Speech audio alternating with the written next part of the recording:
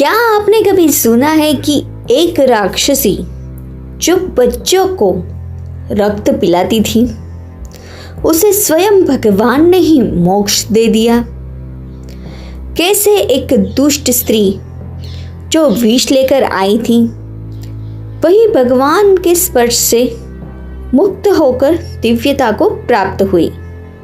जी हाँ दोस्तों, आज हम बात करने वाले हैं कृष्ण लीला के दूसरे एपिसोड में पूतना वध के बारे में। वीडियो में आगे बढ़ने से पहले अगर हमारी इस चैनल पर आप नए हैं तो हमारे इस चैनल को सब्सक्राइब कर दीजिएगा, इस वीडियो में लाइक ज़रूर कर दीजिएगा और अपने फ्रेंड्स के साथ इस वीडियो को शेयर भी कर दीजिएगा। अब बढ़ते हैं वीडियो में आगे।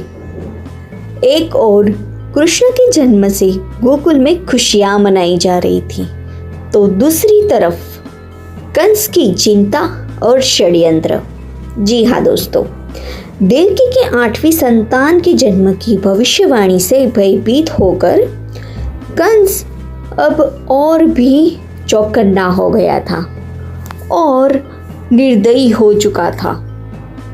उसे सूचना मिली कि नंद के घर गोकुल में एक अद्भुत बालक का जन्म हुआ है। कंस समझ गया था कि यह वही बालक हो सकता है। कंस अपनी सभा में बैठा हुआ था और सबको यही कह रहा था कि पूरे व्रज में जितने भी नवजात शिशु हैं, सबका अंत कर दो। मुझे वह बालक जीवित नहीं चाहिए। उतने में ही पूतना का प्रवेश होता है। पूतना कहती है कि यह काम मुझे सौंप दो, यह काम मैं आसानी से कर पाऊंगी। कंस ने पूतना को आदेश दिया और कंस के आदेश पर यह भयानक राक्षसी आगे आई। वह मायावी थी, अपना रूप बदलने में एकदम परिपूर्ण थी। पूतना ने एक सुंदर स्त्री का रूप धारण कर लिया था और वे गोकुल की ओर चल पड़ी। उसके शरीर से सुगंध फैल रही थी। कोई नहीं जानता था कि वह मृत्यु बनकर आई है। उसने धीरे धीरे पूरे गोकुल में सबका विश्वास जीत लिया था।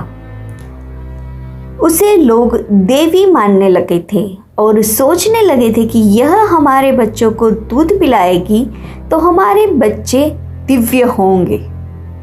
इसी तरह से उसने सारे गोकुल का दिल जीत लिया था। आगे आई उसने यशोदा मैया और नंद बाबा का भी दिल जीत लिया था। नंद भवन में नन्हे श्री कृष्ण पालने में मुस्कुरा रहे थे। नन्हे कृष्ण को ये सारी मायावी पता थी। पूतना नंद बाबा के घर आई। उसने पालने में सो रहे श्री कृष्ण को देखा। क्षण भर के लिए उसका भी हृदय विचलित हो चुका था, लेकिन वो करती भी तो क्या करती। वह कंस के भय और क्रूरता से डर रही थी। उसने अपने स्तनों पर घोर विष लगाया हुआ था।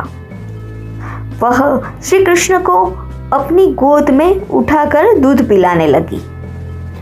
अब यहीं पर श्री कृष्ण की दिव्य लीला स्टार्ट होती है, परंतु वह नहीं जानती थी कि यह कोई साधारण बालक नहीं, परंतु स्वयं विष्णु भगवान के अवतार श्री कृष्ण है। धीरे धीरे नन्हे कृष्ण ने केवल दूध ही नहीं पिया, परंतु पूतना के प्राणों को खींचना प्रारंभ कर दिया था। धीरे धीरे पूतना तड़पने लगी। वो अपने वास्तविक रूप में आने लगी। अब पूरे गोकुल के सामने उसका राक्षसी रूप आ गया था। सारे गोकुलवासी डरने लगे, परंतु क्षण भर में उसका विशाल शरीर, भयंकर शरीर धरती पर गिर पड़ा और वह मृत्यु को प्राप्त हो चुकी थी। उसके बाद सारे गोकुलवासियों ने फिर से श्री कृष्ण की जय जयकार की। वह समझ गए थे ये कोई साधारण बालक नहीं, बल्कि दिव्य बालक है जिसने इतनी बड़ी राक्षसी को क्षण भर में ही मार गिराया। माता यशोदा ने दौड़कर श्री कृष्ण को अपने गले से लगाया और रोने लगी और श्री कृष्ण को चूमने लगी। परंतु यहाँ सबसे अद्भुत बात यह थी, जिस पुतना ने भगवान को विष देने का प्रयास किया, उसे भी मातृत्व का भाव देकर भगवान ने मोक्ष प्रदान कर दिया, क्योंकि उसने भले ही चाहे छल से ही सही भगवान को स्तनपान करवाया था। और भगवान भाव के भूखे होते हैं। पुतना वध लीला में हमें सीखने को मिला, भगवान केवल पाप नहीं देखते, वे भाव भी देखते हैं। जो भी किसी भी रूप में उसके समीप आता है, वह अनंत उसकी कृपा से मुक्त हो जाता है। तो दोस्तों, श्री कृष्ण लीला का दूसरा एपिसोड हम यहीं पूर्ण करते हैं। अगले एपिसोड में हमें और भी कृष्ण लीलाएं देखनी बाकी है, जिसमें हम देखेंगे शक्टासुर और तृणावर्त का अंत। कैसे नन्हे कृष्ण फिर से एक बार अधर्म को चुनौती देते हैं। तो बने रहिए हमारे साथ श्री कृष्ण की ऐसी अद्भुत लीलाओं को देखने के लिए। मिलते हैं नेक्स्ट एपिसोड में। तब तक के लिए कमेंट में जय श्री कृष्ण लिखना मत भूलिएगा।